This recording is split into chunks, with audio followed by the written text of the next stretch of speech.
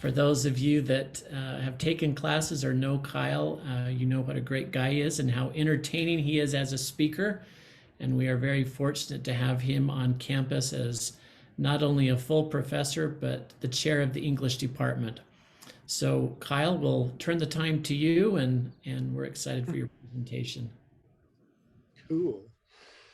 All right, so hello. I recognize a lot of names and Amy's face. The rest of you are welcome to share your faces if you want, because you're just about to disappear behind my slideshow anyway. Very excited. This is my favorite time of year, and this is I was kind of joking around with Cole. This is the year when this is the time of year I'm in demand. And then we have 50 weeks of everyone kind of ignoring me. But once we get around Halloween, everybody wants to hear what I'm doing, what I'm talking about, what I'm thinking about. And yes, I am somewhat enamored with monsters and the occult and spooky things, much to my mom's consternation, but I continue to do it. So what I wanted to do today was to share some of the things that I've just learned kind of over the years of teaching this different stuff and being engaged in different things. Let me pull this up. All right, so there's my slideshow. Let me also pull up my chat. We've all gotten so good at this Zoom thing. Just have to make sure everything's where I want it. All right, Ron, can you see the first slide there? Thumbs up. Yeah, looking good. Okay, so I thought that I would talk today about one of the things that I'm really passionate about, and that's why we need monsters. I think there's a reason. There's a reason that every corner of the earth has monsters. Every culture, every society, every group, they have monsters. And if you get people together for long enough, they start trying to scare each other. This actually happened today. Dr. Todd Peterson intentionally leapt from his office to terrify the administrative assistant over here, which he did to great effect. So there is something kind of inherent about fear and scaring people and delving into that. Now, of course, because of my particular discipline, my interest in monsters is largely literary. Monsters in literature and film. But I found, even though I tried to avoid my familial tradition of studying psychology, I have found myself deeply immersed in psychoanalytic theory, particularly in this area of my study. So I have to click on the right thing. All right, so one of the questions that we have is, why do we love monsters? What work do monsters do? And that was something I learned in my graduate program at the University of Arizona from Dr. Jerry Hogel, was this idea that literary elements do work.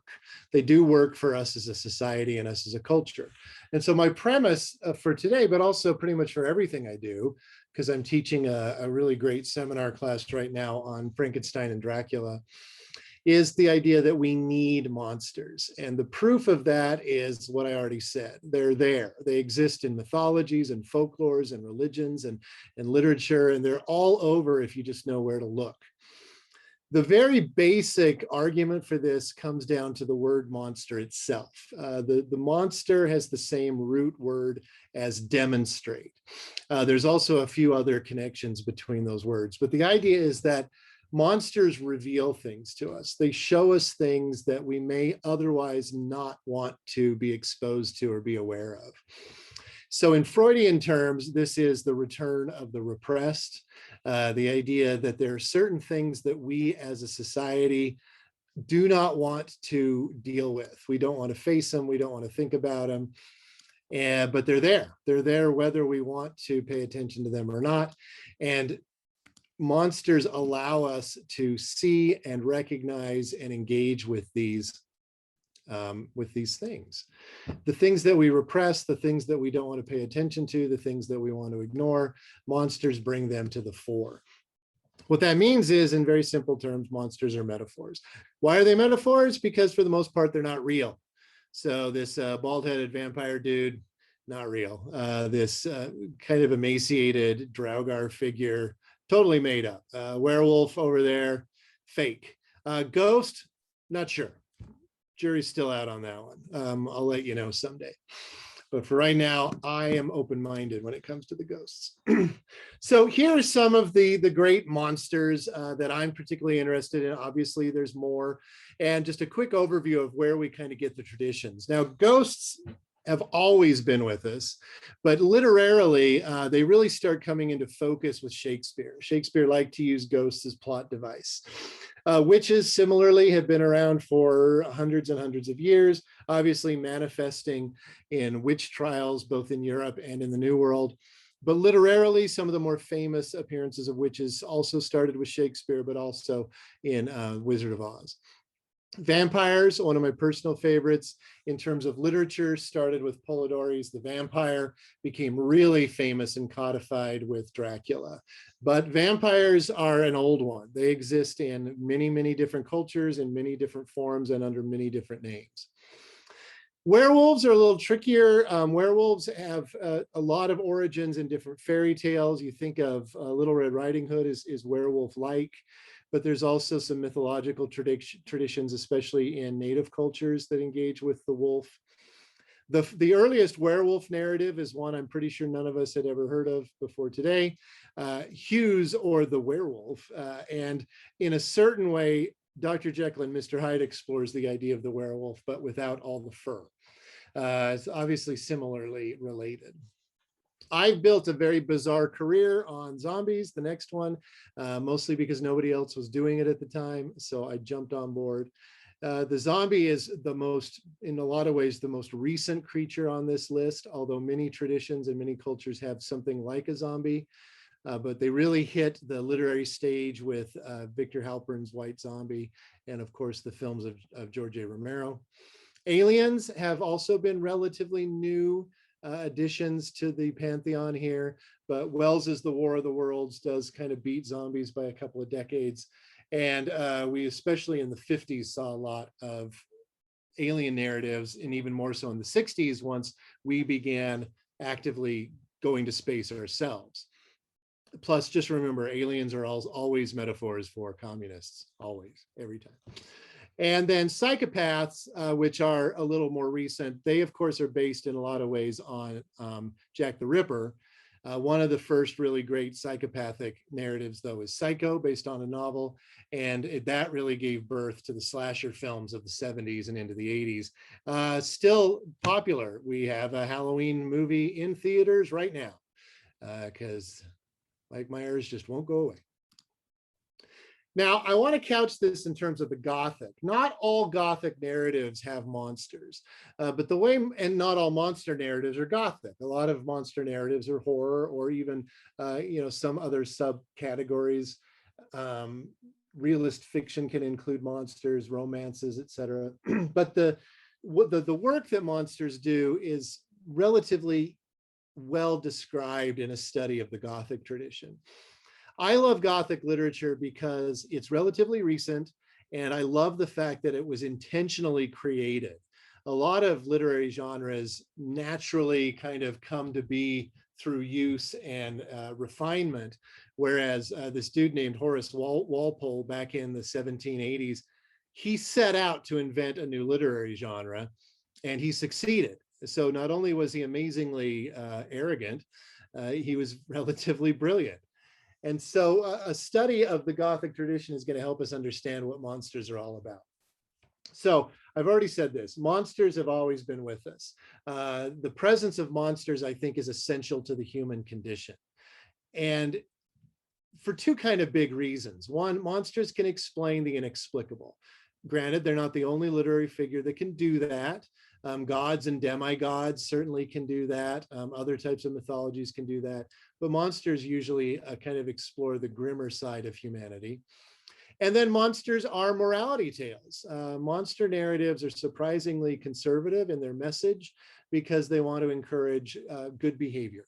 They want to discourage aberrant behavior and conflicts within society. So Horace Walpole realized, okay, so The Gothic can do this as well. The Gothic can explain things, but mostly it can give us good life lessons and warnings. So the Gothic does feature monsters. Initially, they were almost always ghosts, sometimes demons.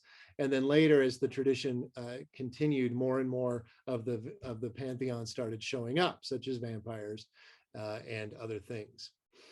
The Gothic tradition predicted modern psychology by 100 years, particularly the works of Freud.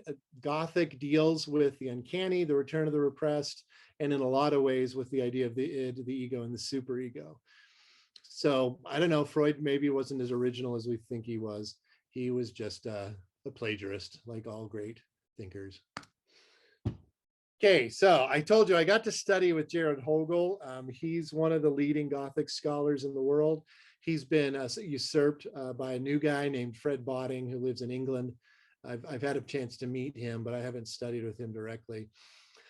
Hogel I like because he broke down the Gothic into 4 really easily concepts, easy to understand, easy to process. According to him, any Gothic narrative contains these 4 elements. And I would say to a certain extent, you could apply these 4 aspects to any monster narrative in any genre. The first is really important, and it's space. As I've taught, particularly as I've led study abroad programs, I've become increasingly aware of and fascinated by spaces and places as they appear in narrative and in fiction. For the Gothic, these spaces need to be antiquated. So they have to be old. You very rarely have a good monster story in some place that's really new. You can, and some people have done it, but it's generally this sense of the old makes us a little bit uncomfortable and certainly paves the way for the next one, which is the haunting. The haunting comes from secrets. There's some types of secrets, there's some things that are being kept. In Freudian terms, they're being repressed, but it could be an intentional cover-up. It could be something forgotten. It could be something, a wrong that needs to be righted. But the secrets are always hidden and concealed. And so Gothic narratives and many monster narratives also have elements of the detective novel or mysteries, because it's all about finding out what's hidden and what's secret. The secrets are always from the past, although they may be continuing in the present, because Gothic literature always looks backwards, and it looks backwards in a way to pave the way for the future. So even science fiction Gothic is antiquated and past looking once you place yourself in the time period of the narrative. Because if you go far enough in the future, even spaceships can be old and they can be haunted. These hauntings manifest themselves in a variety of different ways. Hogel just says ghosts, specters, or monsters. The specters can be human. So a Gothic narrative does not have to be supernatural, just as monsters do not need to be supernatural, which sets up the 4th point, which is an oscillation between reality and the supernatural. Because most Gothic fictions, especially at the beginning, feature characters and protagonists who are not sure if what they're encountering is real or imagined, is true or fictitious. And there's almost always a scene where people have to come to terms with one or the other. And he talks about this in terms of the difference between suspense and violence, not knowing for sure versus there it is, it's out there. So antiquated spaces. This is Whitby Abbey. It's one of my favorite places on the planet. It's an old cathedral that fell into disrepair and then got shelled by the Nazis. And so it's almost collapsed, but it's really beautiful and it's really haunting, particularly with its proximity to a large Scottish cemetery. This is very much an antiquated space, and it was easier to pull this off in Europe because they have castles and abbeys and convents, and they have bombed out buildings and they have ruins, and they have things like that. In the United States, the country was for the settlers brand new, even though there was an antiquation for the native population. And that antiquation usually consisted of forests and caves, natural locations that were old, that represented a span of time even greater than that of ruined castles and abbeys. Now, they can also be metaphorically antiquated if you don't want to deal with an actual literal old location. And so some of the early American Gothic, they dealt with mansions and houses that were maybe only a few decades old, but they represented the past in some way, a dead patriarch, or it was grandfather's land, or the unfortunate stereotype, the Native American burial ground. So they can be newer spaces that are still nonetheless perceived in terms of antiquation. They can also simply be neglected. They can be old structures and old dwellings. So the old hospital, not the old hospital, the old hospital here in Cedar City is not super old, but it's certainly a neglected space that feels pretty Gothic, especially in terms of the other spaces here on campus. I mean, in the city. On campus, despite Old Main's renovation, it's still the old building, and it's still the creepiest one, not the least of which for being haunted. But that's another story. So what about the hidden secrets from the past? Well, some of the examples, especially in early Gothic, are murder, usurpation, sins, shame. In more modern Gothic, it could be embezzlement, it could be an affair, it could be a parenthood, a hidden parentage or lineage. It could be a superpower that's being concealed. All this kind of stuff kind of shows up. The skeletons in these closets are often familial. Gothic narratives are often about a family. So I'm a little bit behind, but I'm watching The Haunting of Hill House on Netflix, and that narrative is completely encapsulated by a family experience, and not necessarily multi-generational, but definitely familial. We see these in some of the earliest examples. Hamlet, of course, which opens with a ghost appearing to reveal a secret about a murder that then drives the whole rest of the plot. The Castle of Otranto was Walpole's first book, which is about a usurped royalty, a royal lineage, and the revelation of the true ruler. And Jane Eyre, which is one of my favorite as well, which is the revelation that the dude has a wife locked up in the attic, which is disturbing. Hauntings, the specters. So here's a painting by Delacroix of Hamlet's father appearing to him. The specters represent, or sometimes just reveal, the secrets. So Hamlet's dad was not subtle. He just kind of threw it out there. In Otranto, Manfred, his grandfather, has a portrait, and the ghost of his grandfather steps out of the portrait and reveals a path to take, but doesn't really give a lot of help. And Bertha just makes noises in the attic, which makes Jane thinks the house is haunted. So there's lots of different degrees of revelation that can take place. Specters can be flat out monsters, not just ghosts or real people. So Frankenstein's creature, which is technically a type of golem, Dracula, and then later Lucy in Stoker's novel, and Dr. Jekyll produces Mr. Hyde, which is human but monstrous in many ways. So it's a wide variety. So when Hogel says specters, he really does include the human, the supernatural, and the monstrous. All right, so why? I skipped a slide. The oscillation, I'll go over pretty quickly. And for some reason, this is one of those weird things that happens in history. Male authors of Gothic narratives almost always went supernatural, so much so that we now call that the male Gothic. Walpole and Shakespeare started it, but most of the writers who were male in the 19th and into the 20th century, if they're going to have a monster, it's going to be a legit monster. If it seems like a vampire, it is a vampire. If it seems like there's a ghost, there's a ghost. And so this has been continued up on through and including Stephen King.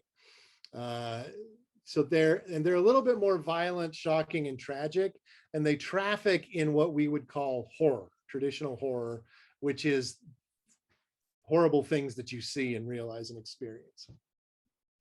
Now the female Gothic, female writers went the Scooby-Doo route. And the Scooby-Doo route is you think it's a monster, but in fact, it's just some guy in a mask. And so female Gothic narratives almost always include a rational explanation for supernatural events. So Jane thinks there's a ghost in the attic, but it's actually Bertha who's been locked up there. In Jane Austen's Northanger Abbey, which is a parody in a lot of ways, her protagonist is obsessed with Gothic novels and she constantly thinks there's things haunting her, but they're not. It's all in her head. So you get things like Radcliffe's ghost isn't a ghost, Bronte's ghost isn't a ghost, Daphne du Maurier's ghosts aren't ghosts. It's all more Enlightenment thinking. So in a lot of ways, you get a little bit more of the rational scientific approach to the Gothic from the women, and you get a much more traditional superstitious approach from the men. This is not always the case. Anne Rice's monsters are real. So we can't say it's always the thing that it once was, but the term male and female are useful descriptors, and they explore this oscillation. Is it going to be supernatural? Is it going to be real? Okay, we figured it out, but it actually doesn't matter in the end because the secret was revealed either way. So why? Here's what Hogel says. The Gothic helps us deal with newly ascendant cultural and psychological contradictions and provides us with a recurring method for shaping and obscuring our fears and forbidden desires. In more layman terms, he means anytime something kind of new and disturbing happens, we have to deal with it. So science is scary, so Frankenstein. Sex is scary, so Dracula. Nuclear weapons are scary, so Godzilla. Usually monsters appear when they need to deal with something psychological that's causing us grief. So I've founded my whole career on the fact that zombies were mostly irrelevant until September 11th. And then they became hugely important for us because they addressed the psychological contradiction that level of vulnerability and death enforced upon us. The other one is dealing with fears and desires that we don't want to openly address. And so you do get Gothic narratives that can more or less safely deal with things like alcoholism or drug abuse or sexual desire or homosexual desire in different ways or megalomaniacal desires, you name it. But it's also the things we fear, which is usually death, but it can be inadequacy, it can be obsolescence, it can be whatever our fear happens to be.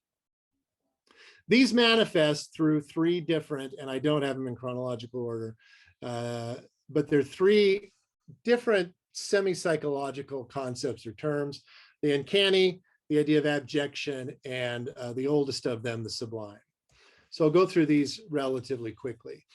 The uncanny is one of my favorites. Freud kind of came up with this with 1919, but he was stealing from E.T.A. Hoffman. I'm telling you, everybody plagiarizes.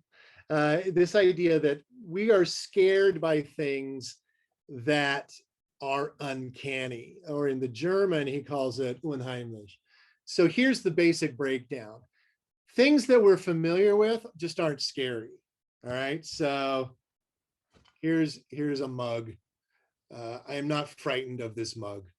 It is familiar to me. It is what it is. So that sort of thing, it really doesn't scare us at all. I'm trying to find something supernatural that would be scary. This is the best I can do right now. So this is a Dalek made out of Legos. Totally unfamiliar because we don't have robots like this. It doesn't look like anything familiar to us other than a Dalek. And so it's only kind of scary. It's kind of scary because, it can shoot you with its laser gun. But it's so unfamiliar that there's a distance that keeps us safe. Freud says what's really scary, though, is something that was familiar and is now, for some reason, not familiar anymore. So you get used to the world around you and you get comfortable. And then when suddenly that world shifts, you freak out. So I'll talk about it more on the next slide. But if you look at our dapper gentleman here. He's a corpse, which is somewhat familiar, tragically more familiar to some of us than others, but it's not unusual. It's a natural part of life and death and the human experience. It's also a guy who's kind of dirty, who's walking around. Well, I think we've all had experience with that, seeing guys walking around. But you put the two together and you have a corpse that's walking around, and then people freak out. And that becomes this idea. And so Freud says the uncanny is that species of the frightening that goes back to what was once well known and had been long familiar. We understand what that is, we're familiar with it, but it's breaking the rules that we were used to, and now we're freaked out. So you kind of look at this stuff. This is showing what's cool and then what's not cool. So the Heimlich in German, it can both mean of the home or the secret or hidden, because German has, like Germans, German is a language of economy. They use a lot of terms in a double meaning. And so then unheimlich becomes unfamiliar or not of the home, but it can also mean no longer secret, that which is revealed. So when Freud says uncanny, he's really talking about, and this is a fun one to say, and if your mics are off, I mean, just say it. You can say it. Heimlich unheimlich. It kind of sounds like you're clearing your throat or something. The Heimlich unheimlich is that which was of the home and secret, but is now unfamiliar and not secret anymore. It's the juxtaposition. It's the revelation of that. So I threw this woman up here. You know, she's smiling, she's happy. We're like, cool, that's neat. But then we look at this and we go, no. So the smiling human face, familiar. Fangs actually are familiar. I have dogs, they use them on me all the time, and we get along great. But you throw these suckers in here, and that causes a juxtaposition which freaks us out. I also threw a virus up there. Familiar and yet unfamiliar, because I think if you think about COVID, that's one of the reasons why it was so upsetting initially, because it's like, it's just like the flu. We all know what the flu is. We're cool with the flu. All right, flu's cool. And then we started realizing, oh, wait a minute, this isn't the flu. And now it's very unfamiliar to us, and everybody's freaking out because nobody really knows what's going on. And that has revealed certain secrets that were not super well kept, but distrust of science, the politicization of the medical profession, fear of mortality, fear of frailty. All these things have come out, which is why we're all basically living in a pre to mid apocalyptic Gothic narrative every day. So yay for us. Now, Objection comes from Julia Kristeva. I'm not going to read the whole slide. I'll just give you kind of the easy version. In Powers of Horror, she talks about objection. And the short thing is, objection reminds us that we're mortal and that we're going to die and decay someday. And we as a society, thanks largely to our puritanical ancestors, we don't want to deal with this stuff. So we abject it. We push it away and we hide it because we don't want to see it. We don't want to think about it. We don't want to talk about it. Okay, so the greatest example of that is we almost immediately, as soon as we could, we hid the toilet, because we're all just going to pretend that doesn't happen. That doesn't exist. Nope, nobody does that.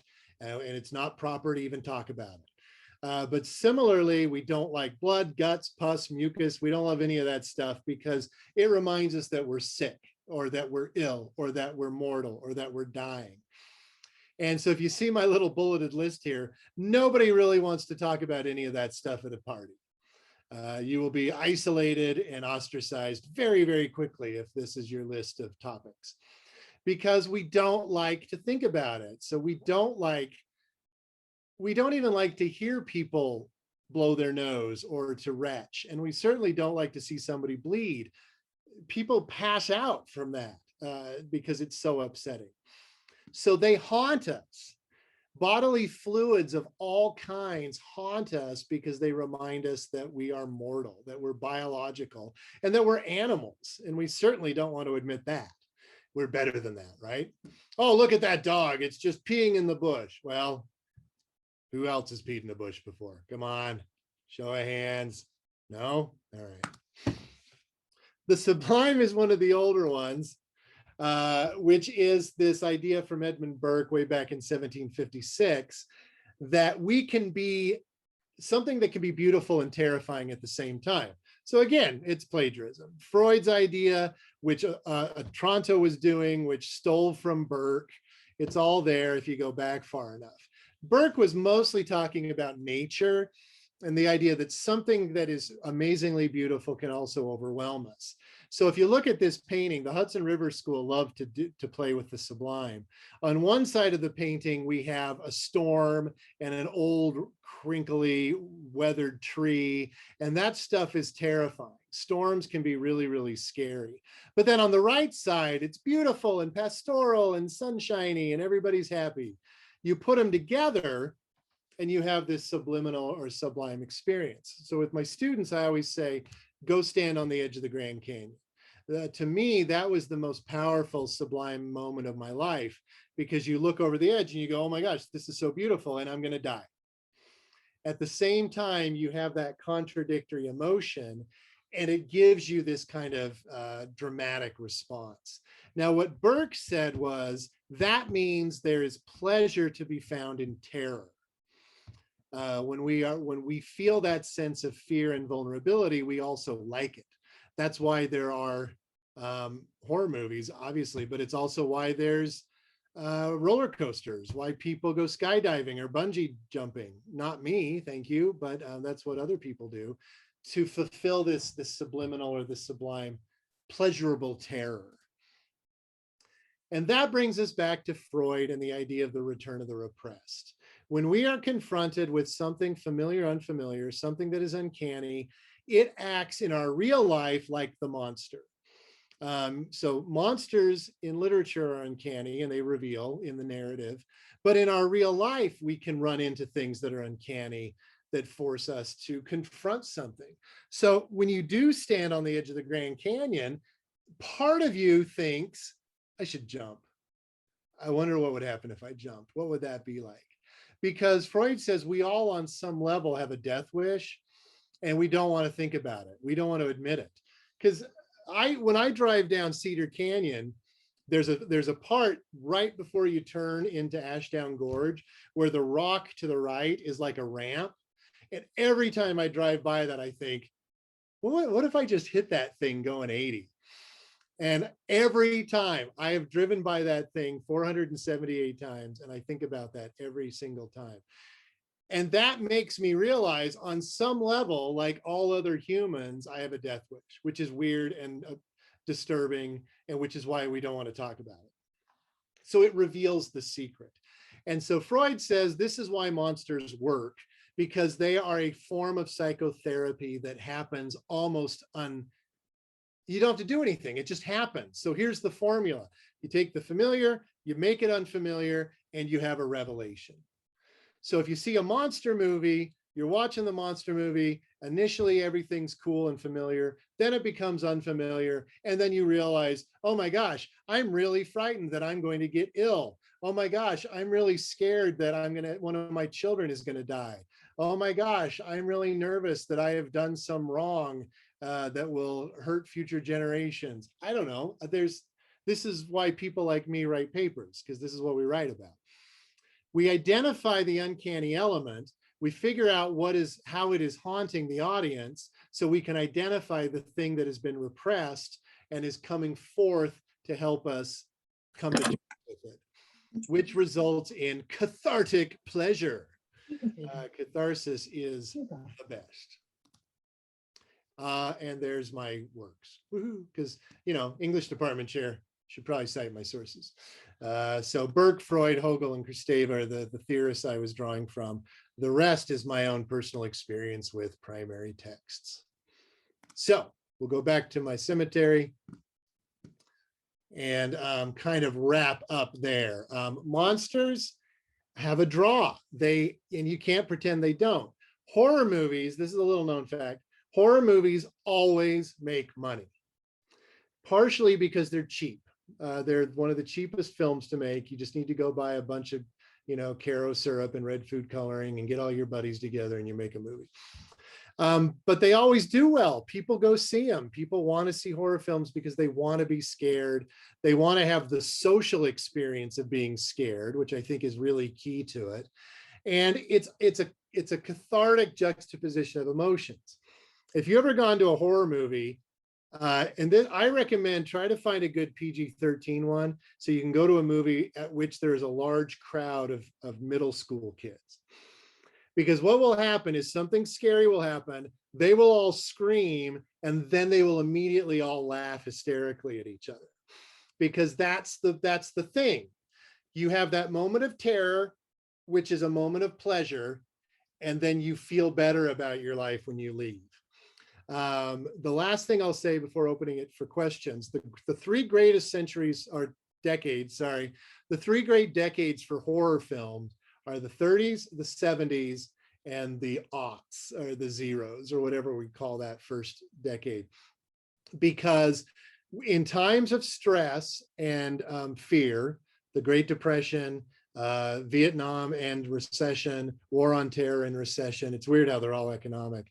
But we want horror movies because on some level, and this is super reductive, if you're feeling kind of crappy, you want to see someone else who's feeling more crappy. So you can say, well, I lost my job and my son's serving in Iraq, but I'm not running through a forest with a guy chasing me with a chainsaw. So at least there's that. And that's how the catharsis makes us happy. And so every year we celebrate Halloween, which is weird. We dress little children up as monsters and serial killers. We cover them with fake blood, and we have them go out and eat free candy. Yeah, there you go. That's it. Kyle, thank you so much for taking time out of your afternoon, and thank you to everyone for joining us. It is a pleasure to see your faces, and that's one of the rewarding things in an alumni office is connecting alumni back with their professors. So thank you for joining. Thanks for asking me. Thanks for the opportunity. I love this stuff. Thank you, Kyle, and everyone have a wonderful Halloween.